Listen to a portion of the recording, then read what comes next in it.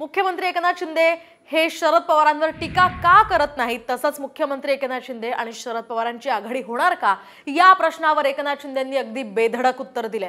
सकाळचे सम्राट फडणवीस यांनी साम टीव्हीसाठी घेतलेल्या एक्सक्लुझिव्ह मुलाखतीमध्ये एकनाथ शिंदेंनी हे स्पष्टीकरण दिले।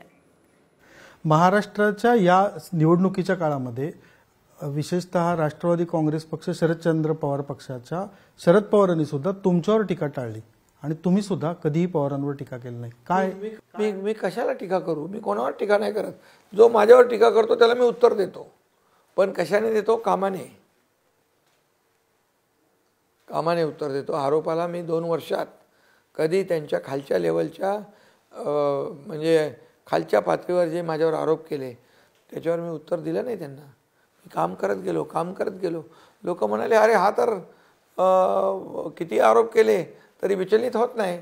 याचं त्यांना टेन्शन आहे की मी विचलित होत नाही, मी काम करतोय, मी योजना राबवतोय, लोकांना त्याचा फायदा होतोय। आज जनता खुश आहे। आम्हाला काय पाहिजे? विरोधक काय बोलतात त्याच्याशी आम्हाला काय घेणं देणं आहे? जनता काय बोलते त्याच्याशी घेणं देणं आहे। महाराष्ट्राच्या